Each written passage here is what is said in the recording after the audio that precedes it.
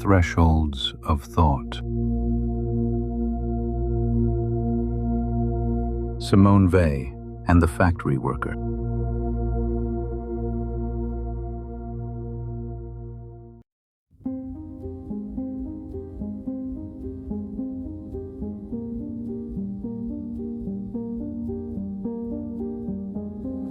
Boulogne-Billancourt, February 1935. The night shift at the Renault factory. In a dim break room that smells of machine oil and cold coffee, a young woman sits alone. Her hands are wrapped in rags. Her name is Simone Weil. She is 26 years old. She is a philosopher. She is not supposed to be here.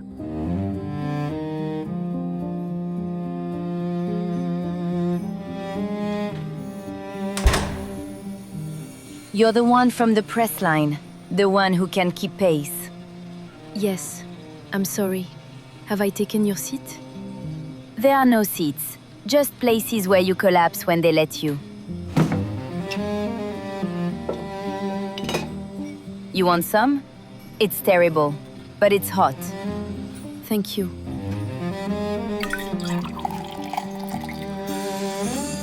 Thank you. Let me see your hands. They're fine. They're not fine. I've been watching you. You hold the pieces wrong. You grip when you should guide. You're not from here. I am now. No, you're visiting. There's a difference. What are you? A journalist? Writing something clever about how the workers suffer? I'm a teacher. Philosophy. I was. Philosophy. And you left that to come here, to the line. Yes. Why? Because I wanted to understand. Not from books.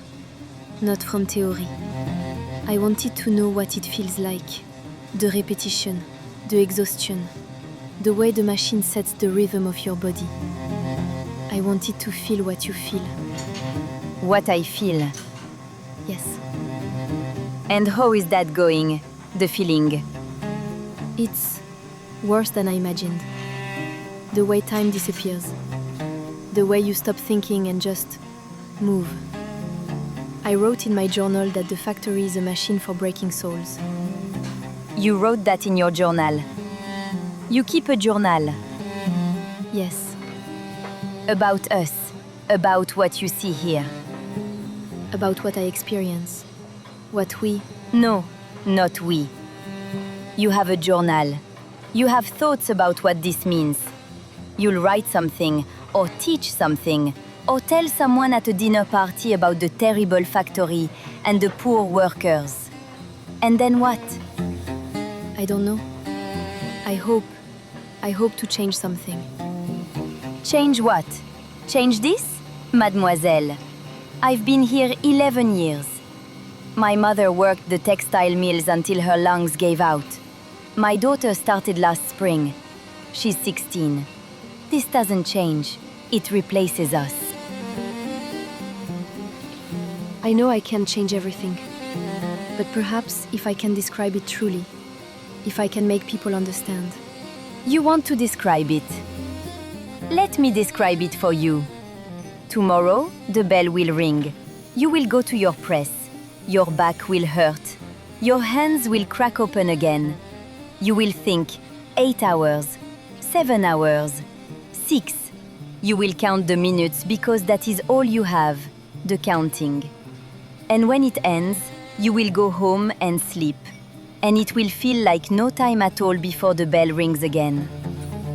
That is every day. Every day for 11 years. Can you describe that? Can your philosophy hold that? I'm trying. I feel it. The emptiness. The way the work takes everything and leaves nothing for thought. For... But you chose it. That's what you don't understand. You chose to feel this. You walked in here with your education and your soft hands and you said, I want to suffer like they suffer. And maybe you do suffer. I believe you. Your hands are bleeding. Your back is broken. You can't make quota. I see it. But when it becomes too much, when you truly cannot bear it, you will leave. You will go back to your books and your teaching and your journal. You have a door. I have no door. My daughter has no door. We didn't choose anything. We were born here. We will die here. Do you understand the difference? Yes. Yes. I understand. Do you? There is suffering you choose and suffering you cannot escape. The second is, I've been calling it affliction. Malheur. It's not just pain. It's the way pain becomes your whole world. The way it takes away your ability to imagine anything else. Affliction. Is that what we are? Afflicted? I didn't mean. No, it's a good word. Better than workers. Better than the masses. At least it sounds like something real. But here's what I don't understand, Mademoiselle Philosophie. If you know you can leave, if you know your suffering is chosen, what are you learning? How can you feel what I feel when you always have the door behind you? I can't. You're right.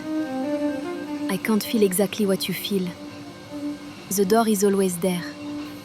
Even when I try to forget it, I know it's there. And that knowledge, it changes everything. It makes my suffering into something else. Something almost indecent. Indecent. That's an honest word. Then why am I here? That's what you're asking. Yes, if you can't really know us, why come at all?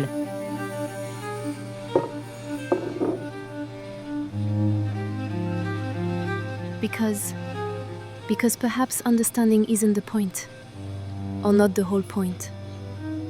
I came because I couldn't bear to write about workers without touching what you touch, smelling what you smell. I couldn't bear the dishonesty of speaking from outside. Even if I can never be fully inside, even if the door is always there, at least I know the weight of the press, the way the foreman looks at you, the taste of this coffee at 3 a.m. I won't understand everything, but I'll understand something. And maybe that's better than nothing. Maybe.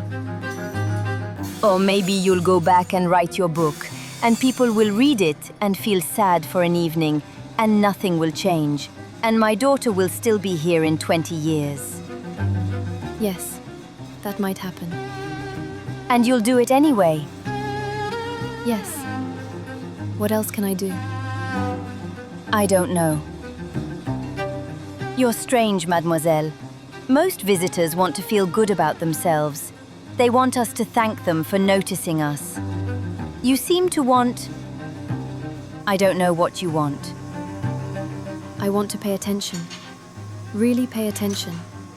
Not to use you, but to see you as you are. 11 years, no one has looked at me the way you do. Like I'm a problem you can't solve. It's almost worse than being ignored. I'm sorry. Don't be. Here, give me your hands.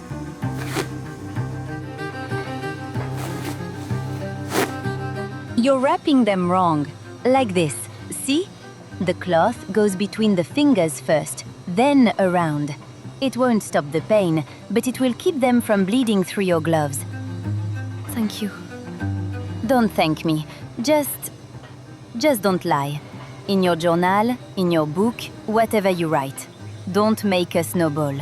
We are not noble. We are tired, that's all.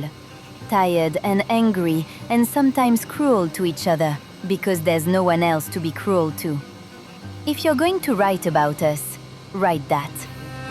I will. And write that we have names. That I'm Marguerite Blanc, 46 years old, press operator, line 7.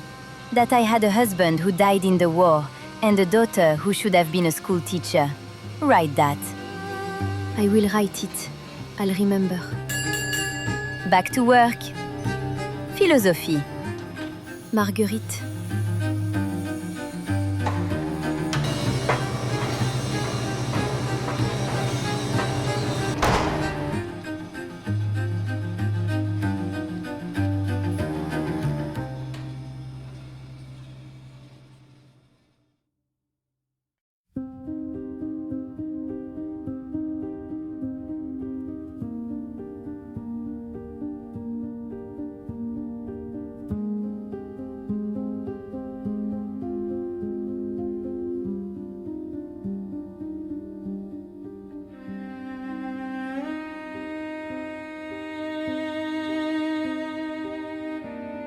Simone Weil left the factory 6 months later.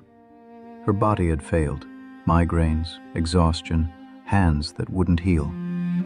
She wrote extensively about her experience, about the affliction that destroys not just bodies, but souls.